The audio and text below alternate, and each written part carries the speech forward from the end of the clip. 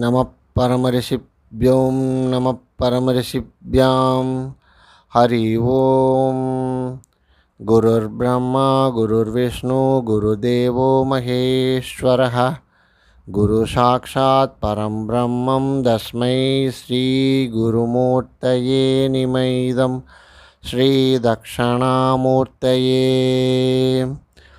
ஓம் சிவாய நம.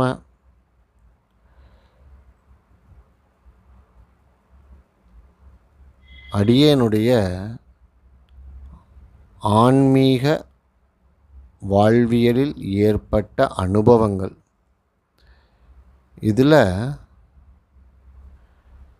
இந்த ஞானக்கண், இந்த மூன்றாவது கண், நெற்றிக்கண், இந்த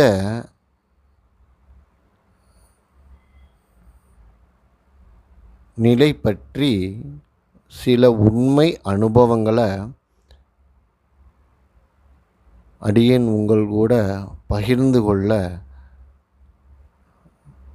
இந்த காணொளியில் கொஞ்சம் விசாரம் பண்ணுவோம். இந்த மூன்றாவது கண் அப்படின்றத பற்றி ஏன் இப்போ பார்க்கணும் அப்படின்னா, சமீபத்தில் அடியேன் சில காணொளிகளை பார்க்க வேண்டிய ஒரு சந்தர்ப்பங்கள் கிடைச்சது. அல்லது சிலர் அடியேன்கிட்ட பேசிக்கிட்டு இருக்கும் பொழுது இந்த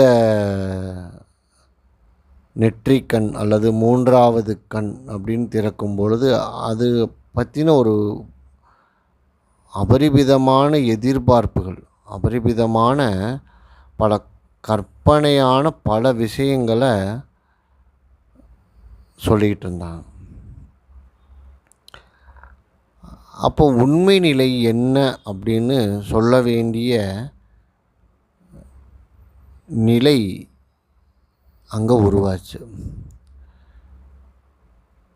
அப்போது உண்மையில் இந்த மூன்றாவது கண் என்ன, அதனுடைய உள்ளார்ந்த உணர்வு அப்படின்றது எப்படி இருக்கும், அதில் என்னென்ன மாதிரியான நிகழ்வுகள் வெளிப்படும் அப்படின்றத பற்றின ஒரு புரிதல் உங்களுக்கு ஏற்படணும்.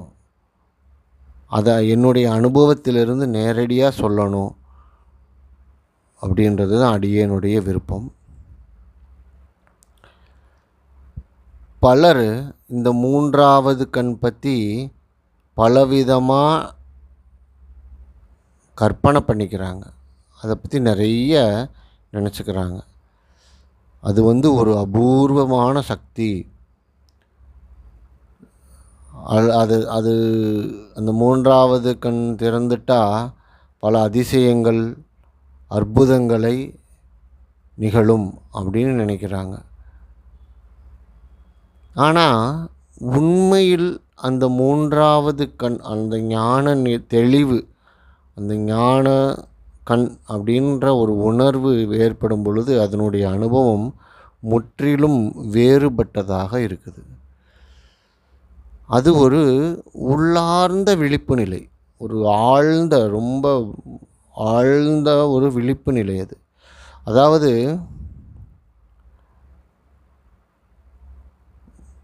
எல்லாவற்றிற்கும்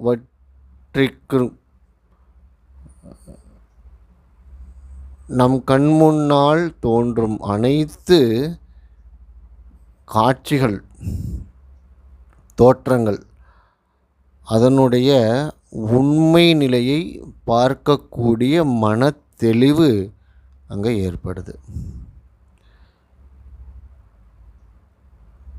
மேலோட்டமாக இருக்கக்கூடிய உணர்வுகள் என்ற மனநிலையை தாண்டிய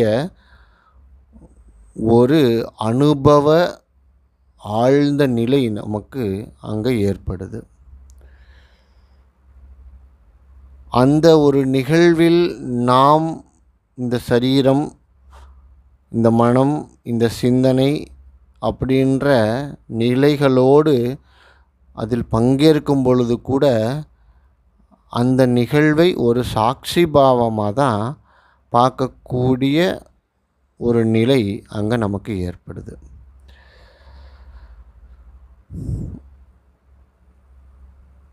இந்த மூன்றாவது கண் விழிப்பு அல்லது ஞான தெளிவு அல்லது ஞானக்கண் திறப்பு அல்லது நெற்றிக்கண் திறப்பு, இப்படி பல வார்த்தைகள் சொன்னாலும் அடியேன் உண்மையில் உள்ளார என்ன அடியேன் உணர்ந்தது,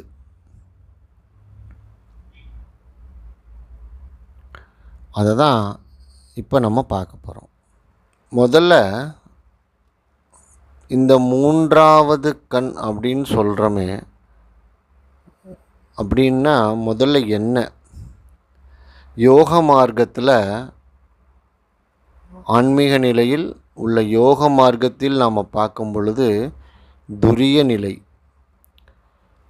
அந்த ஆக்ஞா அப்படின்ற சக்கரம், அந்த நிலை தான் மூன்றாவது கண் அப்படின்னு சாஸ்திரங்களில் சொல்லப்படுது.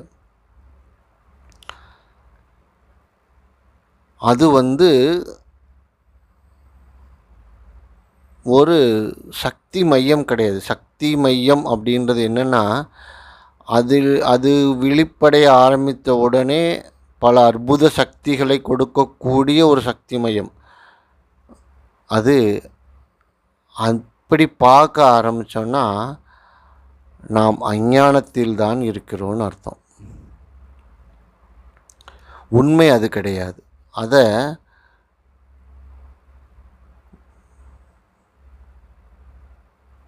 உண்மையை உண்மையாக உணர்ந்து பார்க்கக்கூடிய ஒரு விழிப்பு நிலை,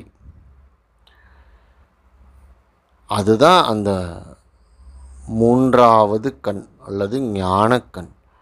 இந்த ஞானம் என்பது அறிவு.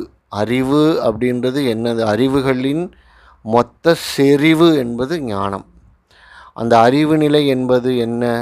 உண்மை என்னன்னு உணரக்கூடிய ஒரு உணர்வு அறிவு. அப்போது உண்மையின் செறிவு அறிவு, அறிவின் செறிவு ஞானம், ஞானத்தின் செறிவு ஞானத்தின் விழிப்பு. அந்த விழிப்பின் மூலம் நமக்கு என்ன ஏற்படுது? உண்மையான நிலையை, அதாவது இந்த சரீரத்தில் இருக்கக்கூடிய இந்த புறக்கண்களின் வழியாக பார்க்கக்கூடிய அனைத்து காட்சிகளையும், இந்த ஐம்புலன்கள் மூலம் உணரக்கூடிய, தெரிந்து கொள்ளக்கூடிய, புரிந்து கொள்ளக்கூடிய அனைத்து நிகழ்வுகளையும் அதனுடைய உண்மை நிலையில் பார்க்கக்கூடிய அறிவின் செறிவான ஞான நிலையின் விழிப்பு அப்படின்றது தான் இந்த மூன்றாவது கண்.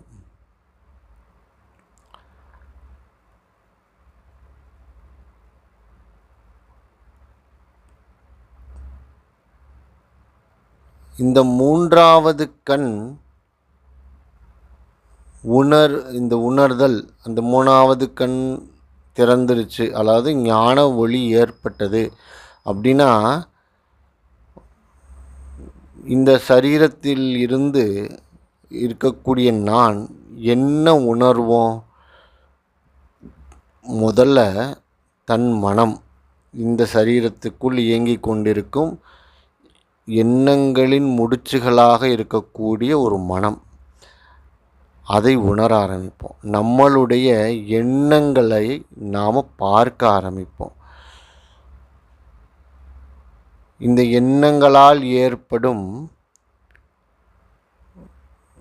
உணர்வுகள், உணர்ச்சிகள், இவைகள் எல்லாத்தையும் சாட்சி பாவமாக நின்று அதனுடைய உண்மையான அடையாளத்தை உணர ஆரம்பிப்போம்.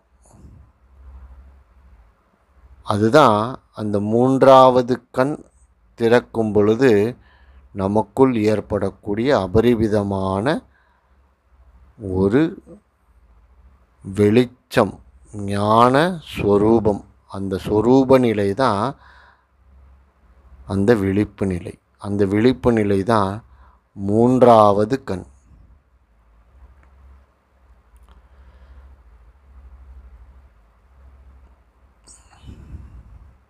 இயல்பான வாழ்க்கையில்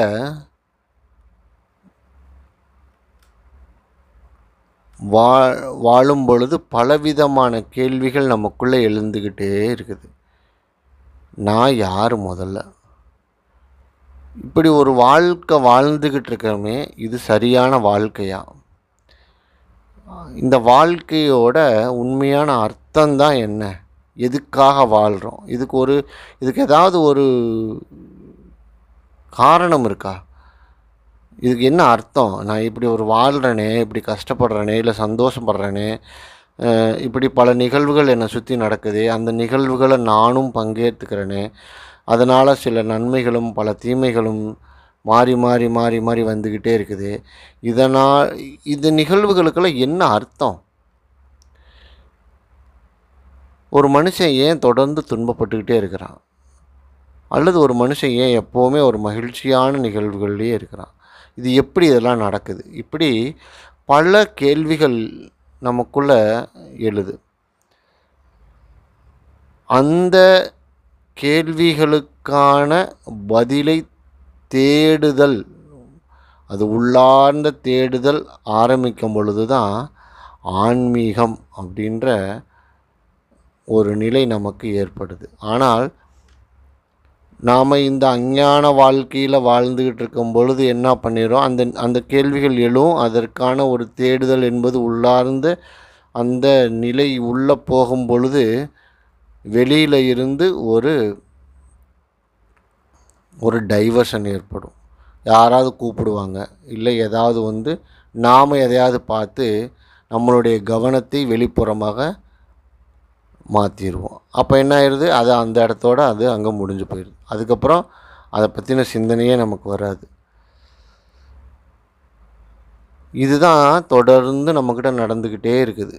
அப்போது ஒரு காலகட்டத்துக்கு மேலே என்ன ஆயிடுதுன்னா, இப்படி ஒரு கேள்வி எழுவதே நின்றுது, அதுவே நின்று போயிடுது. காரணம் என்னென்னா, அது உள்ளார்ந்து இருக்கக்கூடிய நான் தன்னை வெளிப்படுத்தி கொள்வதற்காக தொடர்ந்து உங்கள்கிட்ட கேள்வி கேட்டுக்கிட்டே இருந்தது.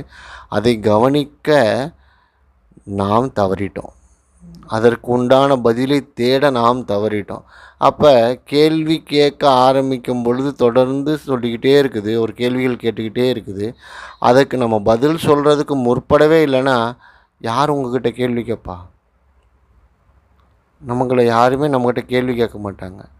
அப்போ வெளியில் நடக்கக்கூடிய எல்லா நிகழ்வுகளையும் பார்த்து அந்த உணர்ச்சி வசத்தால் நம்ம பல பல காரியங்களை செஞ்சு அது வழியிலேயே நடந்து அப்படியே வயதாகி போய் சேர்றோம்.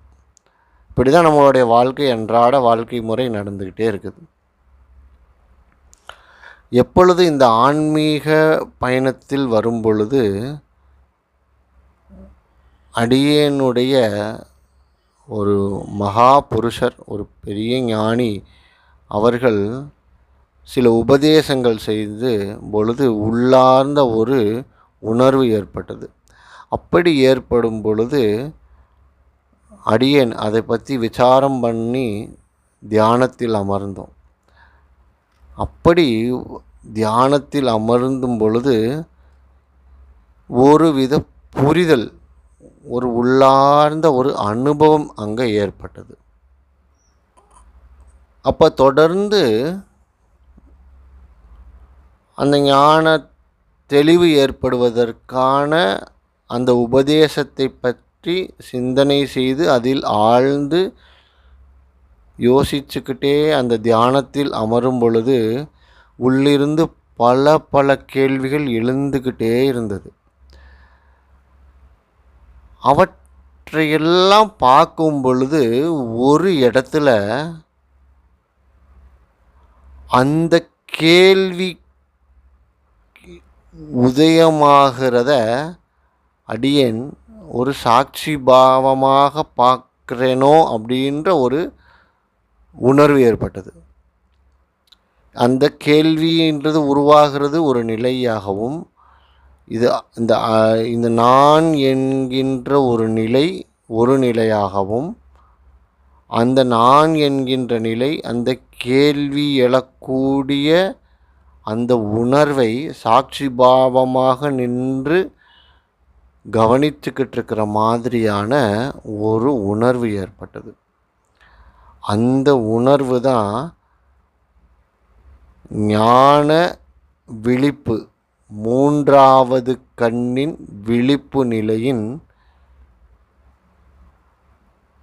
அறிகுறி.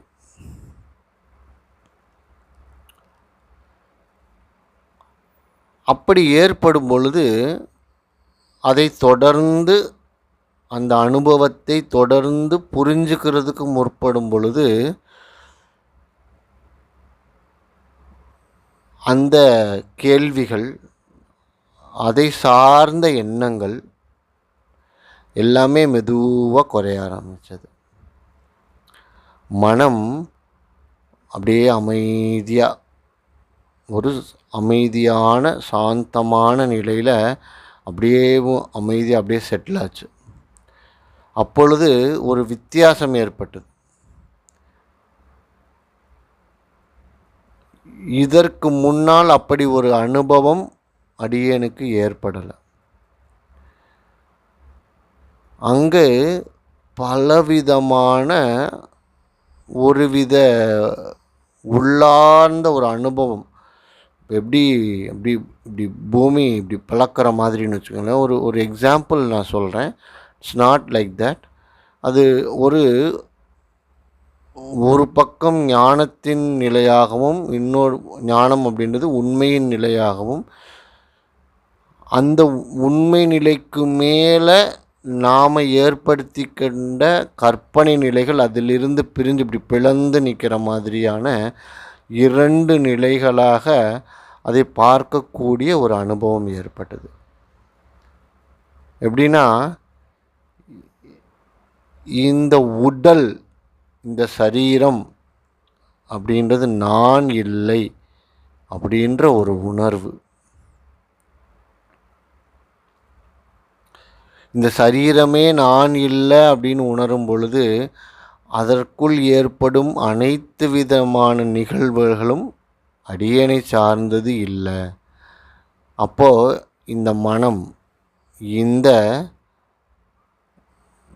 உணர்வுகள், உணர்ச்சிகள், எண்ணங்கள் எதுவுமே அடியேனுக்கு உரியது கிடையாது. காரணம், இந்த சரீரத்தை வைத்து தான் இந்த மனமும் இந்த எண்ணங்களும் அதற்கான செயல்களும் நடக்கும் பொழுது இந்த அடியேனே, இந்த உடம்பே அடியேன் இல்லைன்ற ஒரு நிலை உள்ளார்ந்து ஏற்படும் பொழுது அதுக்குள்ளே நடக்கக்கூடிய அனைத்து செயல்களும் அடியனுக்கு சம்மந்தம் இல்லாத மாதிரி தான் நடக்குது. அப்படி தான் இது அப்படி பிரிஞ்சு இப்படி நின்னது தனியாக. அப்போது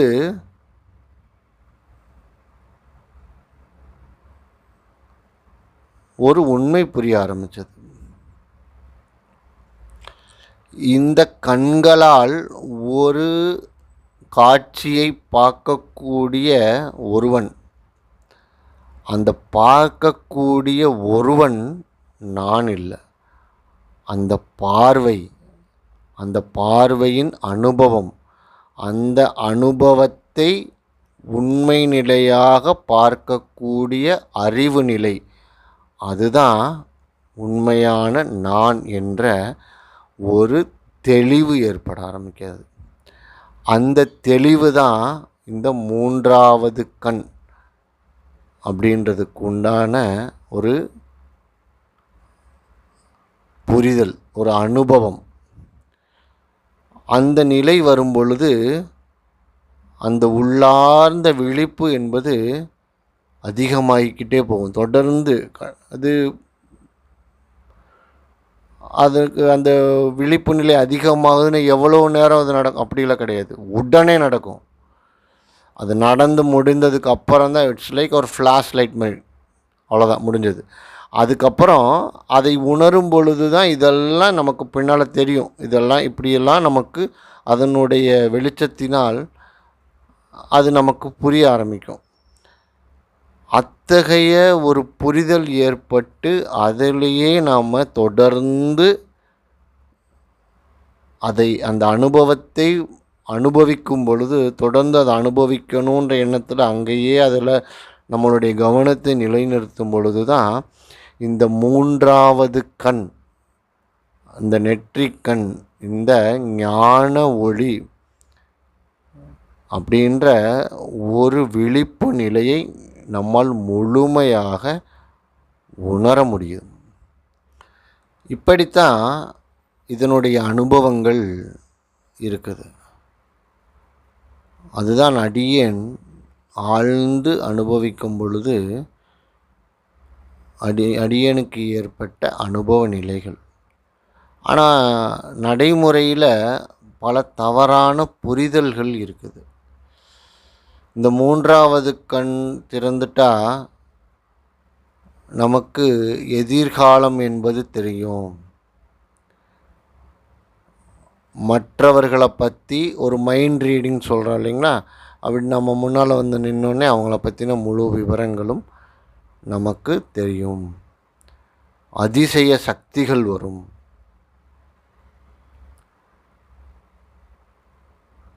அட்டமா சித்துக்கள் கைகூடும். இப்படியெல்லாம் நிறைய சொல்லிக்கிட்டே போகிறாங்க. ஆனால் உண்மையான அந்த மூன்றாவது கண் விழிப்பு அப்படின்றது ஏற்படும் பொழுது மனதிற்குள் இருக்கக்கூடிய அந்த நான் என்ற அகங்காரம் குறைய ஆரம்பிக்கும். உண்மை தெளிவாக தெரியும்.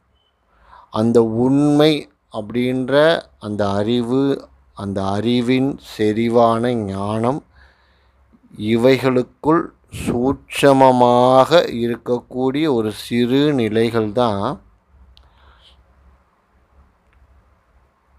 எதிர்காலம் பற்றின புரிதல். மற்றவர்கள் என்ன நினைக்கிறாங்க அப்படின்றதுக்கு உண்டான ஒரு தெளிவு இவைகளெல்லாம் ஏற்படுது. ஆனால் உண்மையான ஆன்மீகத்தில் அந்த அதிசய சக்திகள், அட்டமா சித்துகள் அப்படின்றத பற்றின ஒரு நாட்டம் ஏற்படுறதில்ல. அது அடியேனுக்கு அதன் மேல் இருக்கக்கூடிய ஆர்வம் இல்லை எனக்கு. அதை பற்றி அடியேன் புரிஞ்சுக்கிறணுன்ற எண்ணம் கூட அடியனுக்கு, அதை பற்றின ஒரு ஆர்வம் அடியனுக்கு இல்லை. அதனால் தொடர்ந்து அதில் அடியன் பயணிக்கலை. அடியன் யோசித்தது எல்லாமே ஒரு அமைதியான மனநிலையில் அடுத்த பிறப்பு என்ற நிலை இல்லாத, எப்பொழுதும் இறைவனின் காலடியில் என்னை சமர்ப்பணம் செய்து இந்த பிரபஞ்சத்தோடு ஐக்கியமாயிடணும், அவ்வளோதான். இனி எனக்கு பிறப்பு என்ற நிலை வேண்டாம். அந்த மனநிலையில் தொடர்ந்து இதில் பயணிக்கும் பொழுது இந்த மாதிரியான நிகழ்வுகள் தான் நமக்கு அனுபவங்களாக கிடைக்கும். அப்புறம் நம்மை சுற்றி இருக்கக்கூடிய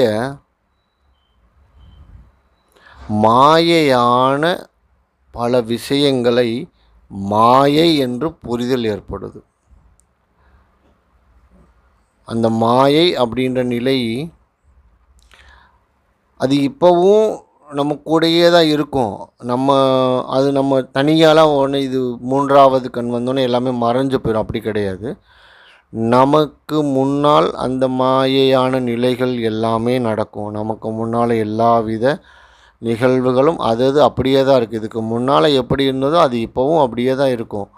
ஆனால் அந்த நிகழ்வை நாம் பார்க்கக்கூடிய கண்ணோட்டம் அது உண்மை அப்படின்னு இதுக்கு முன்னால் வரைக்கும் பார்த்துட்டு இருந்தோம். இது பொய் அப்படின்றது நம்ம பார்க்க ஆரம்பிப்போம். எப்படின்னா, இப்போது ஒரு பெரிய ஆக்சிடெண்ட் நடக்குது. நிகழ்வு ஒரே ஒரு நிகழ்வு தான். 2 பஸ் நேருக்கு நேராக மோதிடுச்சு. அன்ஃபார்ச்சுனேட்டாக நம்ம அதை நேரடியாக பார்க்கக்கூடிய ஒரு சந்தர்ப்பம் ஏற்பட்டது. சரிங்களா? இது உண்மை. இது வச்சுக்கலாம். இது ஒரு நிகழ்வு.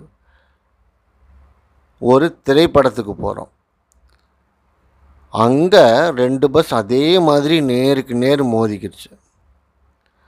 அது கற்பனை. இந்த இரண்டுக்கும் உள்ள வேறுபாடுகளை ஒரு இயல்பான மனநிலையில் நம்மால் உணர முடியும். அதே மாதிரி இயல்பான வாழ்க்கையில் நமக்கு முன்னால் நடக்கக்கூடிய நிகழ்வுகள் எது உண்மை, அதில் இருக்கக்கூடிய உண்மையான நிலை என்ன, அதில் இருக்கக்கூடிய மாயையான கற்பனையான நிலைகள் என்ன அப்படின்ற ஒரு பிரித்து பார்க்கக்கூடிய ஒரு பக்குவமான மனநிலை நமக்கு ஏற்பட்டுரும். அப்படின்னா என்ன அர்த்தம் அப்படின்னா, இந்த மொத்த உலகத்தையும் இதற்கு முன்னால் நாம் பார்த்த விதத்திற்கும் இப்பொழுது இந்த உலகை பார்க்கும் விதத்திற்கும் முற்றிலும் வேறுபாடான நிலையில் தான் இருக்கும். அந்த பார்க்கும் பொழுது ஏற்பட்ட அனுபவத்திற்கும் இந்த ஞான ஒளி திறப்பிற்கு பின் இந்த உலகை பார்க்கும் அனுபவத்திற்கும் நிறைய வித்தியாசம் இருக்கும்.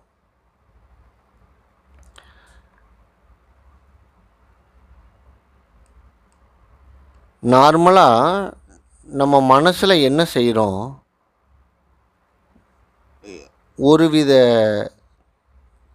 ஒரு கற்பனை நிலைகளை நம்ம வளர்த்துக்கிறோம்.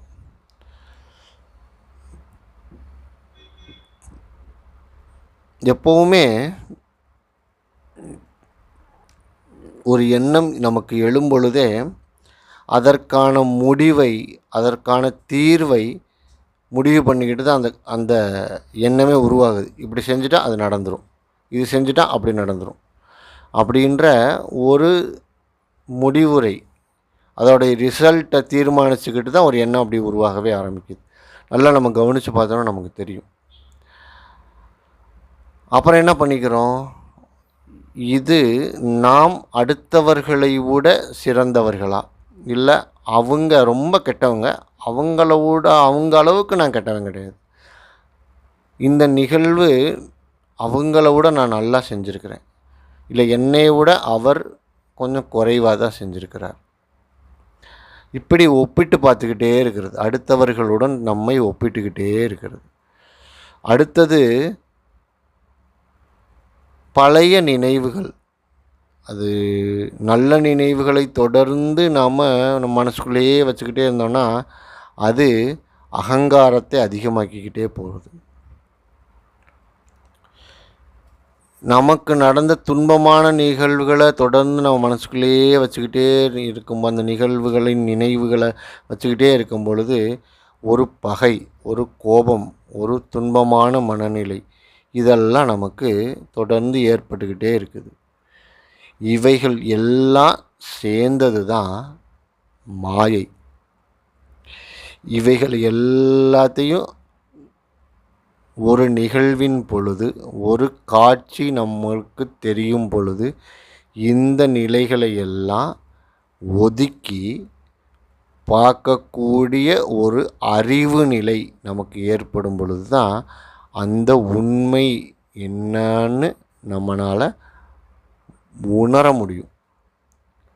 அந்த உணர்வின் பொழுது அந்த உண்மை தன்மையை அறிந்து புரிந்து தெளிந்து பின் உணரும் பொழுது அதில் இருக்கக்கூடிய அனைத்து நிலைகளும் என்ன அப்படின்றது நமக்கு புரிய ஆரம்பிக்குது. இதுதான் மாயை விளக்கிய தெளிவான அறிவு நிலை. அப்போ இந்த மூன்றாவது கண் அல்லது ஞான கண், இந்த திறப்பு அல்லது விழிப்பு அப்படின்றது ஏற்படும் பொழுது என்ன உள்ளூர நடக்குதுன்னா, அந்த மனதை தாண்டி பார்க்கக்கூடிய ஒரு விழிப்பு நிலை. மனதை தாண்டி அப்படின்னா என்ன அர்த்தம், ஒரு எண்ணம், அந்த எண்ணம் எழுவும் பொழுது அந்த எண்ணம் எழுவதற்கான காரண நிலையை அறியக்கூடிய ஒரு விழிப்பு நிலை நமக்கு ஏற்படுது. அப்போ வாழ்க்கை நமக்கு எப்படி தெரியும், அந்த காரணம் என்பது ஒரு நிகழ்வாக இருக்கும்.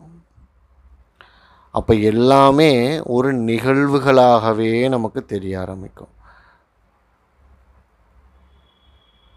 அந்த விழிப்பு நிலை தான் முதல்ல ஏற்படுது. இப்படியான பல தெளிவான ஒரு மனநிலை, ஒரு அறிவு நிலை ஏற்படுவது தான் இந்த மூன்றாவது கண் விழிப்பு அப்படின்ற பொழுது அடியேனுக்குள் ஏற்பட்ட உண்மையான அனுபவங்கள். இதை அனைவரும் பெறணும். அதற்கு சில எளிய வழிமுறைகள். என்ன பண்ணலாம், என்ன செய்வதற்காக செய்தால் இது கைகூடுவதற்கு ஒரு வாய்ப்புகள் இருக்குன்னா, தொடர்ந்து ஒரு 30 நிமிடங்கள் காலையும் மாலையும் தியானம் பண்ணுங்க. அப்படி தியானம் பண்ணும் பொழுது உங்களுக்குள் எழும் எண்ணங்களை கவனிங்க. தொடர்ந்து அதை கவனிச்சுக்கிட்டே இருங்க. அதை கட்டுப்படுத்த நினைக்காதீங்க. ஜஸ்ட் அதை கவனிச்சுக்கிட்டே இருங்க. அப்படி அந்த எண்ணங்கள் எழும்பொழுது அந்த எண்ணத்திற்கு ஒரு வடிவம் கொடுக்காதீங்க. ஒரு எண்ணம் எழுது, அந்த எண்ணம் எழும்பொழுது அதற்கு ஒரு வடிவம், அதற்கு ஒரு நிறம், அதற்கு ஒரு உணர்வு அப்படின்றத ஒரு வார்த்தைகளாக நீங்கள் கொடுக்காதீங்க. அதை கொடுப்பதற்கு முற்படும் பொழுது தான் அது முடிவை ஏற்படுத்தும். அந்த முடிவு அப்படின்றது நமக்கு ஃபேவராக இருக்கிற மாதிரியான ஒரு கற்பனை நிலை, அங்கே ஒரு எதிர்பார்ப்பு, அது நடக்கலை என்னும்போது திரும்ப கவலைகள், கோபம், இதெல்லாம் நமக்கு தொடர்ந்து அஞ்ஞான நிலைக்கு போயிடும். அப்போது அந்த எண்ணம் எழும்பொழுது அதற்கு ஒரு வார்த்தைகள் கொடுக்காமல் இருக்கிறதுக்கு தொடர்ந்து முயற்சி பண்ணிக்கிட்டே இருங்க. அப்புறம் அப்படி எண்ணம் எழும்பொழுது சுய விசாரத்தை உள்ள ஆரம்பிங்க. இந்த எண்ணம் யாருக்காக எழுது அப்படின்னும் பொழுது அதுக்கான தொடர்ந்து சில கேள்விகள் எழும். அதனுடைய முடிவில் அது எனக்காக அப்படின்னு வந்து முடியும். அப்போ எனக்காகனா அந்த எனக்காக இருக்கக்கூடிய நான் என்பவன் யார் அப்படின்னு தொடர்ந்து கேள்வி கேட்க ஆரம்பிங்க. இது தொடர்ந்து நடக்கும் பொழுது இந்த மூன்றாவது கண் ஞான தெளிவு விழிப்பு நிலை அனைவருக்கும் சாத்தியப்படும். உடனே நமக்கு ஒரு கேள்வி, இது எவ்வளோ நாளில் நடக்கும்? இதற்கு ஒவ்வொரு நாளும் காலையும் மாலையும் நீங்கள் அமர்ந்து மேலே நம்ம சொன்னக்கூடிய அனைத்து விஷயங்களும் நீங்கள் தொடர்ந்து செய்யும் பொழுது அதில் இருக்கும் ஆழ்ந்த ஈடுபாடு, ஒரு அதனுடைய வைராக்கிய நிலையில் தொடர்ந்து அதை செய்யும் பொழுது தான் சிலருக்கு குறுகிய காலத்திலேயே அந்த விழிப்பு நிலை ஏற்பட்டுரும். சிலருக்கு ரொம்ப நாள் எடுக்கும், சில பேருக்கு ஏற்படாது. அதற்கு காரணம் உங்களுடைய விதியோ உங்களுடைய வாழ்க்கை நிலையிலோ கிடையாது. நீங்கள் அதற்கு தேவையான ஆழ்ந்த முயற்சி எடுக்கலை அப்படின்றது அதற்கு பொருள். அதனால் அதை தொடர்ந்து செய்யுங்க. இந்த பயிற்சி தொடர்ந்து செய்யும் பொழுது உடனடியாக நமக்கு தெரிகிறது, மனசு அமைதியாக ஆரம்பிக்கும். அந்த மனசு அமைதியாக தொடர்ந்து அந்த அமைதி நிலையிலேயே இருக்கும் பொழுது அந்த உள்ளார்ந்த விழிப்பு என்பது கொஞ்சம் கொஞ்சமாக வெளியில் வர ஆரம்பிச்சிடும். இந்த ஆன்மீக பயணத்தில் இந்த மூன்றாவது கண் அப்படின்றத பற்றின ஒரு மிகப்பெரிய புரிதல் அப்படின்னு நம்ம பார்த்தோம்னா, இது ஒரு சக்தி பெறுவதற்கான ஒரு பயிற்சியோ, ஒரு அற்புதங்களை நிகழ்த்தக்கூடிய பல சக்தி நிலைகளை பெறுவதற்கான ஒரு சாதனமோ கிடையாது. அது தவறான எண்ணங்களை, தவறான அடையாளங்களை நீக்கி உண்மை நிலையை உணர வைக்கும் ஒரு அனுபவ நிலை. இதுதான் மூன்றாவது கண். அடியேன் கூறிய இந்த பயிற்சிகளை தொடர்ந்து செஞ்சு அதில் உங்களுக்கு அனுபவங்கள் ஏற்படும் பொழுது அதை அடியேனுடன் பகிர்ந்து கொள்ளுங்கள். இதில் ஏதேனும் உங்களுக்கு சந்தேகங்களோ இல்லை அதில் ஏதாவது கேள்விகளோ இருந்தால் அடியன்கிட்ட கேளுங்க. அதற்குண்டான விளக்கங்கள் தர அடியேன் ஆயத்தமாக இருக்கிறேன். ஓம் சிவாய நம. அன்பே சிவம், அன்பே சிவம், அன்புமயம் சிவலோகம்